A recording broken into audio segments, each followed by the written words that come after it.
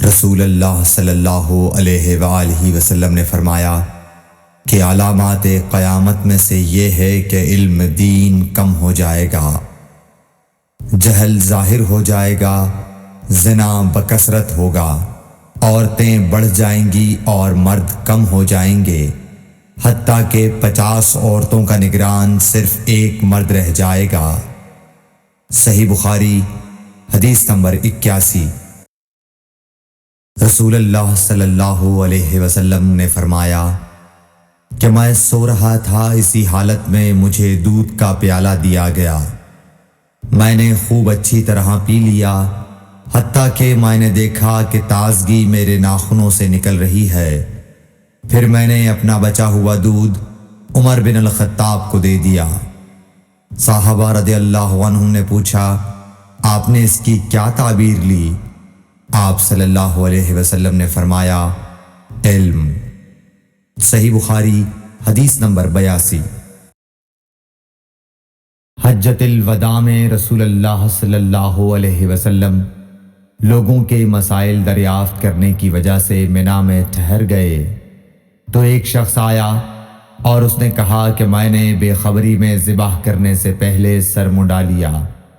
آپ صلی اللہ علیہ وسلم نے فرمایا، اب ذبح کر لے اور کچھ حرج نہیں۔ پھر دوسرا آدمی آیا، اس نے کہا کہ میں نے بے خبری میں رمی کرنے سے پہلے قربانی کر لی۔ آپ صلی اللہ علیہ وآلہ وسلم نے فرمایا، اب رمی کر لے اور پہلے کر دینے سے کچھ حرج نہیں۔ ابن عمرو کہتے ہیں، اس دن آپ صلی اللہ علیہ وسلم سے جس چیز کا بھی سوال ہوا جو کسی نے آگے اور پیچھے کر لی تھی تو آپ صلی اللہ علیہ وسلم نے یہی فرمایا کہ اب کر لے اور کچھ حرج نہیں۔ صحیح بخاری حدیث نمبر 83۔ نبی صلی اللہ علیہ وسلم سے آپ کے آخری حج میں کسی نے پوچھا کہ میں نے رمی کرنے یعنی کنکر پھینکنے سے پہلے ذبح کر لیا۔ آپ صلی اللہ علیہ وسلم نے ہاتھ سے اشارہ کیا اور فرمایا، کچھ حرج نہیں۔ کسی نے کہا کہ میں نے ذبح سے پہلے حلق کر لیا۔ آپ صلی اللہ علیہ وسلم نے سر سے اشارہ فرما دیا کہ کچھ حرج نہیں۔ صحیح بخاری حدیث نمبر 84۔ آپ صلی اللہ علیہ وسلم نے فرمایا کہ ایک وقت ایسا آئے گا کہ جب علم اٹھا لیا جائے گا، جہالت اور فتنے پھیل جائیں گے اور حرج بڑھ جائے گا۔ آپ سے پوچھا گیا کہ یا رسول اللہ، حرج سے کیا مراد ہے؟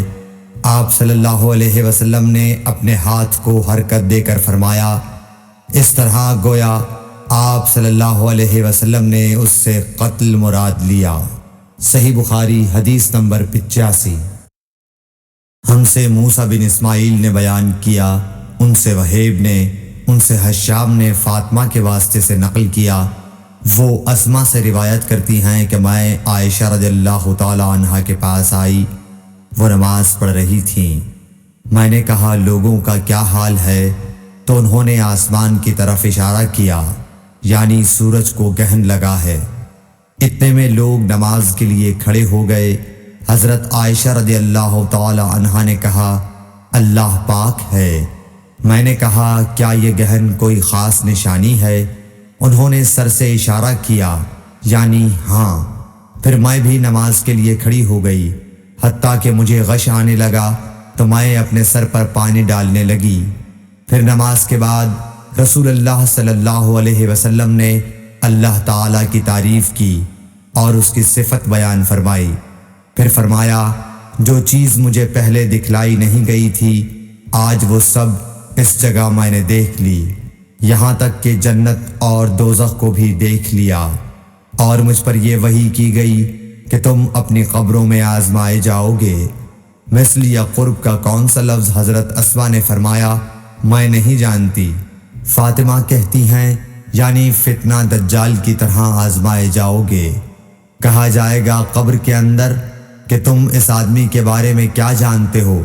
تو جو صاحب ایمان یا صاحب یقین ہوگا۔ کون سا لفظ فرمایا؟ حضرت اسما نے، مجھے یاد نہیں۔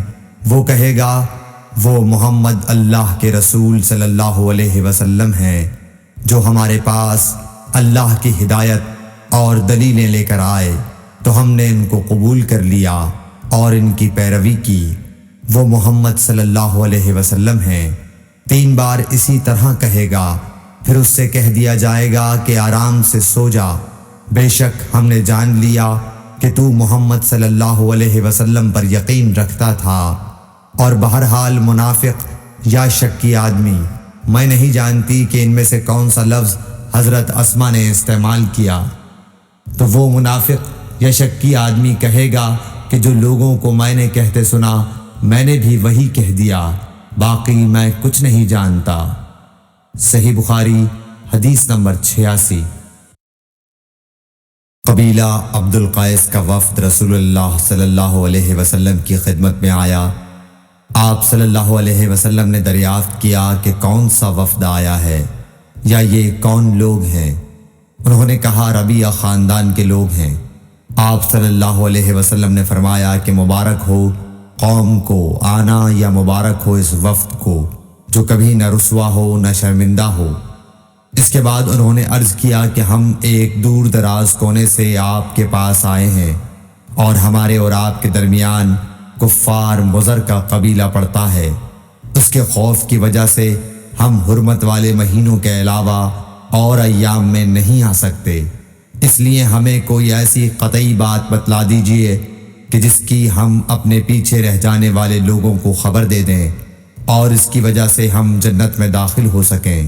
تو آپ صلی اللہ علیہ وسلم نے انہیں 4 باتوں کا حکم دیا اور 4 سے روک دیا۔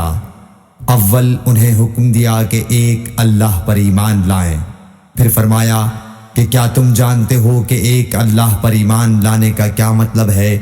انہوں نے عرض کیا اللہ اور اس کا رسول زیادہ جانتے ہیں۔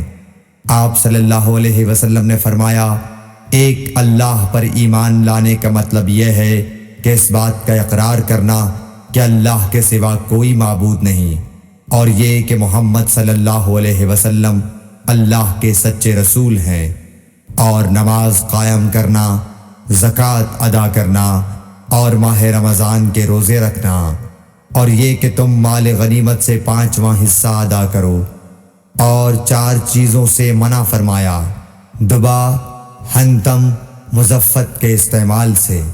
اور چوتھی چیز کے بارے میں شعبہ کہتے ہیں کہ ابو حمزہ بسا اوقات نقیر کہتے تھے اور بسا اوقات مقیر۔ اس کے بعد رسول اللہ صلی اللہ علیہ وسلم نے فرمایا کہ ان باتوں کو یاد رکھو اور اپنے پیچھے رہ جانے والوں کو بھی ان کی خبر کر دو۔ صحیح بخاری حدیث نمبر 87۔ عقبہ نے ابو احاب بن عزیز کی لڑکی سے نکاح کیا تو ان کے پاس ایک عورت آئی اور کہنے لگی کہ میں نے عقبہ کو اور جس سے اس کا نکاح ہوا ہے اس کو دودھ پلایا ہے۔ یہ سن کر عقبہ نے کہا مجھے نہیں معلوم کہ تو نے مجھے دودھ پلایا ہے، نہ تو نے کبھی مجھے بتایا ہے۔ تب سوار ہو کر رسول اللہ صلی اللہ علیہ وسلم کی خدمت میں مدینہ منورہ حاضر ہوئے اور آپ سے اس کے متعلق دریافت کیا تو آپ صلی اللہ علیہ وسلم نے فرمایا کس طرح تم اس لڑکی سے رشتہ رکھو گے، حالانکہ اس کے متعلق یہ کہا گیا۔ تب عقبہ بن حارث نے اس لڑکی کو چھوڑ دیا اور اس نے دوسرا خاوند کر لیا۔ صحیح بخاری حدیث نمبر 88۔ حضرت عمر سے روایت ہے کہ میں اور میرا ایک انصاری پڑوسی دونوں اطراف مدینہ کے ایک گاؤں بنی امیہ بن زید میں رہتے تھے، جو مدینے کے پورب کی طرف بلند گاؤں میں سے ہے۔ ہم دونوں باری باری حضرت صلی اللہ علیہ وسلم کی خدمت شریف میں حاضر ہوا کرتے تھے۔ ایک دن وہ آتا، ایک دن میں آتا۔ جس دن میں آتا اس دن کی وحی کی اور رسول اللہ صلی اللہ علیہ وسلم کی فرمودہ دیگر باتوں کی اس کو خبر دے دیتا تھا، اور جب وہ آتا تو وہ بھی اسی طرح کرتا۔ تو ایک دن وہ میرا انصاری ساتھی اپنی باری کے روز حاضر خدمت ہوا۔ جب واپس آیا تو اس نے میرا دروازہ بہت زور سے کھٹکھٹایا اور میرے بارے میں پوچھا کیا عمر یہاں ہیں؟ میں گھبرا کر اس کے پاس آیا۔ وہ کہنے لگا کہ ایک بڑا معاملہ پیش آ گیا ہے، یعنی رسول اللہ صلی اللہ علیہ وسلم نے اپنی بیویوں کو طلاق دے دی ہے۔ پھر میں اپنی بیٹی حفصہ کے پاس گیا، وہ رو رہی تھی۔ میں نے پوچھا کیا تمہیں رسول اللہ صلی اللہ علیہ وسلم نے طلاق دے دی ہے؟ وہ کہنے لگی میں نہیں جانتی۔ پھر میں نبی کی خدمت میں حاضر ہوا۔ میں نے کھڑے کھڑے کہا کہ آپ نے اپنی بیویوں کو طلاق دے دی ہے؟ آپ صلی اللہ علیہ وسلم نے فرمایا نہیں، یہ افواہ غلط ہے۔ تب میں نے تعجب سے کہا اللہ اکبر، اللہ بہت بڑا ہے۔ صحیح بخاری حدیث نمبر 89۔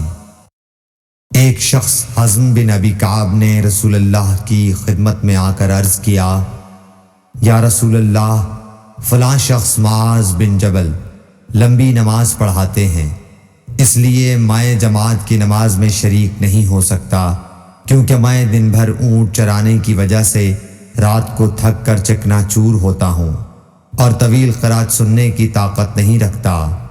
ابو مسعود راوی کہتے ہیں کہ اس دن سے زیادہ میں نے کبھی رسول اللہ صلی اللہ علیہ وسلم کو وعظ کے دوران اتنا غضبناک نہیں دیکھا۔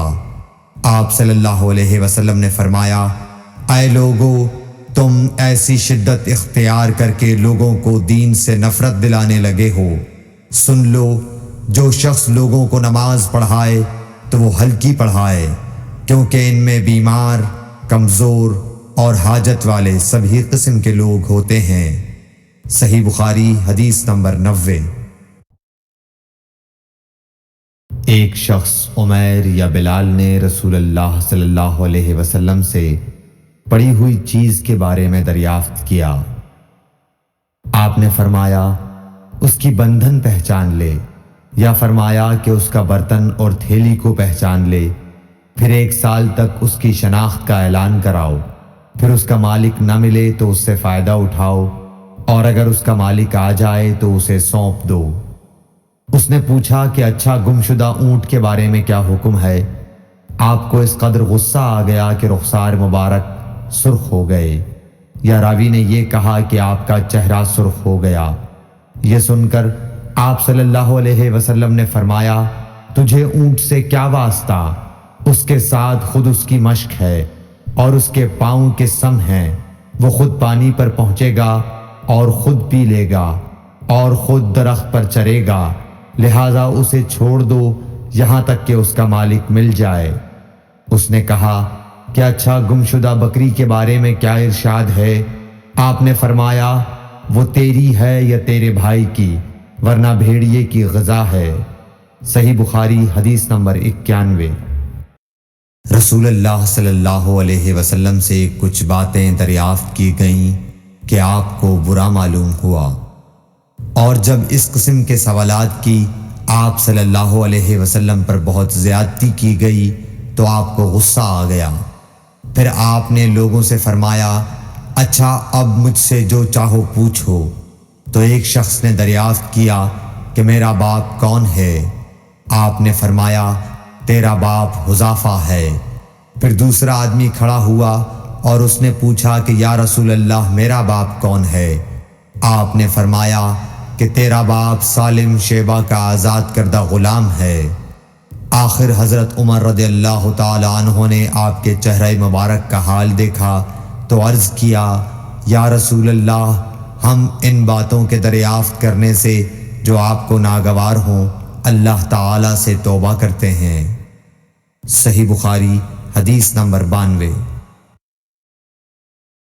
ایک دن رسول اللہ صلی اللہ علیہ وسلم گھر سے نکلے تو عبداللہ بن حذافہ کھڑے ہو کر پوچھنے لگے کہ حضور میرا باپ کون ہے؟ آپ نے فرمایا حذافہ۔ پھر آپ نے بار بار فرمایا کہ مجھ سے پوچھو۔ تو حضرت عمر رضی اللہ عنہ نے دو زانو ہو کر عرض کیا کہ ہم اللہ کے رب ہونے پر، اسلام کے دین ہونے اور محمد صلی اللہ علیہ وسلم کے نبی ہونے پر راضی ہیں، اور یہ جملہ 3 مرتبہ دہرایا۔ پھر یہ سن کر رسول اللہ صلی اللہ علیہ وسلم خاموش ہو گئے۔ صحیح بخاری حدیث نمبر 93۔ نبی اکرم صلی اللہ علیہ وآلہ وسلم جب سلام کرتے تو 3 بار سلام کرتے، اور جب کوئی کلمہ ارشاد فرماتے تو اسے 3 بار دہراتے، یہاں تک کہ خوب سمجھ لیا جاتا۔ صحیح بخاری حدیث نمبر 94۔ رسول اللہ صلی اللہ علیہ وسلم جب کوئی کلمہ ارشاد فرماتے تو اسے 3 بار لوٹاتے، یہاں تک کہ خوب سمجھ لیا جاتا، اور جب کچھ لوگوں کے پاس آپ تشریف لاتے اور انہیں سلام کرتے تو 3 بار سلام کرتے۔ صحیح بخاری حدیث نمبر 95۔ عبداللہ بن عمر رضی اللہ عنہ کہتے ہیں کہ ایک سفر میں رسول اللہ صلی اللہ علیہ وسلم ہم سے پیچھے رہ گئے، پھر آپ ہمارے قریب پہنچے تو عصر کی نماز کا وقت ہو چکا تھا یا تنگ ہو گیا تھا اور ہم وضو کر رہے تھے۔ ہم اپنے پیروں پر پانی کا ہاتھ پھیرنے لگے تو آپ نے بلند آواز سے فرمایا کہ آگ کے عذاب سے ان ایڑیوں کی جو خشک رہ جائیں خرابی ہے۔ یہ 2 مرتبہ فرمایا یا 3 مرتبہ؟ صحیح بخاری حدیث نمبر 96۔ رسول اللہ صلی اللہ علیہ وسلم نے فرمایا کہ 3 شخص ہیں جن کے لیے دگنا اجر ہے۔ ایک وہ جو اہل کتاب سے ہو اور اپنے نبی پر اور محمد صلی اللہ علیہ وسلم پر ایمان لائے۔ دوسرے وہ غلام جو اپنے آقا اور اللہ دونوں کا حق ادا کرے۔ اور تیسرے وہ آدمی جس کے پاس کوئی لونڈی ہو جس سے شباشی کرتا ہے اور اس کو تربیت دے تو اچھی تربیت دے، تعلیم دے تو عمدہ دے، پھر اسے آزاد کر کے اس سے نکاح کر لے تو اس کے لیے دگنا اجر ہے۔ صحیح بخاری حدیث نمبر 97۔ نبی صلی اللہ علیہ وسلم ایک مرتبہ عید کے موقع پر مردوں کی صفوں میں سے نکلے اور آپ کے ساتھ بلال رضی اللہ تعالیٰ عنہ تھے۔ آپ کو خیال ہوا عورتوں کو خطبہ اچھی طرح نہیں سنائی دیا تو آپ نے انہیں علیحدہ نصیحت فرمائی اور صدقے کا حکم دیا۔ یہ واز سن کر کوئی عورت بالی اور کوئی عورت انگوٹھی ڈالنے لگی، اور بلال رضی اللہ تعالیٰ عنہ اپنے کپڑے کے دامن میں یہ چیزیں لینے لگے۔ صحیح بخاری حدیث نمبر 98۔ حضرت ابو ہریرہ رضی اللہ تعالیٰ عنہ نے عرض کیا، یا رسول اللہ، قیامت کے دن آپ کی شفاعت سے سب سے زیادہ سعادت کسے ملے گی؟ تو رسول اللہ صلی اللہ علیہ وسلم نے فرمایا، اے ابو ہریرہ، مجھے یقین تھا کہ تم سے پہلے کوئی اس کے بارے میں مجھ سے دریافت نہیں کرے گا، کیونکہ میں نے حدیث کے متعلق تمہاری حرص دیکھ لی تھی۔ سنو، قیامت کے دن سب سے زیادہ فیضیاب میری شفاعت سے وہ شخص ہوگا جو سچے دل سے یا سچے جی سے لا الہ الا اللہ کہے گا۔ صحیح بخاری حدیث نمبر 99۔ رسول اللہ صلی اللہ علیہ وآلہ وسلم نے فرمایا کہ اللہ علم کو اس طرح نہیں اٹھا لے گا کہ اس کو بندوں سے چھین لے، بلکہ وہ پختہ کار علماء کو موت دے کر علم اٹھائے گا، حتیٰ کہ جب کوئی عالم باقی نہیں رہے گا تو لوگ جاہلوں کو سردار بنا لیں گے، ان سے سوالات کیے جائیں گے اور وہ بغیر علم کے جواب دیں گے، اس لیے خود بھی گمراہ ہوں گے اور لوگوں کو بھی گمراہ کریں گے۔ صحیح بخاری حدیث نمبر 100۔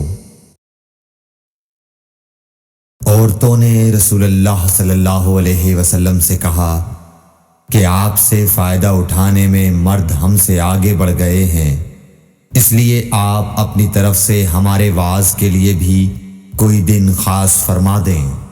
تو آپ صلی اللہ علیہ وسلم نے ان سے ایک دن کا وعدہ فرما لیا۔ اس دن عورتوں سے آپ نے ملاقات کی اور انہیں واعظ فرمایا اور مناسب احکام سنائے۔ جو کچھ آپ صلی اللہ علیہ وسلم نے ان سے فرمایا تھا اس میں یہ بات بھی تھی کہ جو کوئی عورت تم میں سے اپنے 3 لڑکے آگے بھیج دے گی تو وہ اس کے لیے دوزخ سے پناہ بن جائیں گے۔ اس پر ایک عورت نے کہا، اگر 2 بچے بھیج دے؟ آپ نے فرمایا، ہاں، اور 2 کا بھی یہ حکم ہے۔ صحیح بخاری حدیث نمبر 101۔ حضور اکرم صلی اللہ علیہ وآلہ وسلم نے فرمایا، کہ ایسے 3 بچے جو ابھی بلوغت کو نہ پہنچے ہوں۔ صحیح بخاری حدیث نمبر 102۔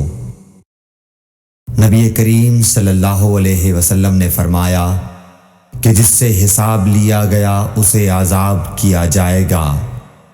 حضرت عائشہ رضی اللہ تعالی عنہا فرماتی ہیں کہ یہ سن کر میں نے کہا کہ کیا اللہ نے یہ نہیں فرمایا کہ ان قریب اس سے آسان حساب لیا جائے گا؟ رسول اللہ صلی اللہ علیہ وسلم نے فرمایا کہ یہ صرف اللہ کے دربار میں پیشی کا ذکر ہے، لیکن جس کے حساب میں جانچ پڑتال کی گئی سمجھو وہ غارت ہو گیا۔ صحیح بخاری حدیث نمبر 103۔ رسول اللہ صلی اللہ علیہ وسلم نے اللہ کی حمد و ثنا بیان کی، پھر فرمایا کہ مکے کو اللہ نے حرام کیا ہے، آدمیوں نے حرام نہیں کیا۔ تو سن لو کہ کسی شخص کے لیے جو اللہ پر اور یوم آخرت پر ایمان رکھتا ہو جائز نہیں ہے کہ مکے میں خون ریزی کرے یا اس کا کوئی پیڑ کاٹے۔ پھر اگر کوئی اللہ کے رسول کے لڑنے کی وجہ سے اس کا جواز نکالے تو اس سے کہہ دو اللہ نے اپنے رسول کے لیے اجازت دی تھی، تمہارے لیے نہیں دی، اور مجھے بھی دن کے کچھ لمحوں کے لیے اجازت ملی تھی، آج اس کی حرمت لوٹ آئی جیسی کل تھی، اور حاضر غائب کو یہ بات پہنچا دے۔ صحیح بخاری حدیث نمبر 104۔ ایک مرتبہ ابو بکر رضی اللہ عنہ نے رسول اللہ صلی اللہ علیہ وسلم کا ذکر کیا کہ آپ صلی اللہ علیہ وسلم نے فرمایا تمہارے خون اور تمہارے مال، محمد کہتے ہیں کہ میرے خیال میں آپ نے آرادکم کا لفظ بھی فرمایا، یعنی اور تمہاری آبروئیں تم پر حرام ہیں، جس طرح تمہارے آج کے دن کی حرمت تمہارے اس مہینے میں۔ سن لو یہ خبر حاضر غائب کو پہنچا دے۔ اور محمد راوی حدیث کہتے تھے کہ رسول اللہ صلی اللہ علیہ وسلم نے سچ فرمایا۔ پھر دوبارہ فرمایا کہ کیا میں نے اللہ کا یہ حکم تمہیں نہیں پہنچا دیا؟ صحیح بخاری حدیث نمبر 105۔ رسول اللہ صلی اللہ علیہ وسلم نے فرمایا کہ مجھ پر جھوٹ مت بولو، کیونکہ جو مجھ پر جھوٹ باندھے وہ دوزخ میں داخل ہو۔ صحیح بخاری حدیث نمبر 106۔ رسول اللہ صلی اللہ علیہ وسلم نے فرمایا کہ جو شخص مجھ پر جھوٹ باندھے گا وہ اپنا ٹھکانہ جہنم بنا لے۔ صحیح بخاری حدیث نمبر 107۔ نبی اکرم صلی اللہ علیہ وسلم نے فرمایا کہ جو شخص مجھ پر جان بوجھ کر جھوٹ باندھے تو وہ اپنا ٹھکانہ جہنم میں بنا لے۔ صحیح بخاری حدیث نمبر 108۔ رسول اللہ صلی اللہ علیہ وسلم نے فرمایا کہ جو شخص میرے نام سے وہ بات بیان کرے جو میں نے نہیں کہی تو وہ اپنا ٹھکانہ جہنم میں بنا لے۔ صحیح بخاری حدیث نمبر 109۔ رسول اللہ صلی اللہ علیہ وسلم کا فرمان ہے کہ اپنی اولاد کا میرے نام کے اوپر نام رکھو مگر میری کنیت اختیار نہ کرو، اور جس شخص نے مجھے خواب میں دیکھا تو بلا شبہ اس نے مجھے دیکھا، کیونکہ شیطان میری صورت میں نہیں آ سکتا، اور جو شخص مجھ پر جان بوجھ کر جھوٹ بولے وہ دوزخ میں اپنا ٹھکانہ تلاش کرے۔ صحیح بخاری حدیث نمبر 110۔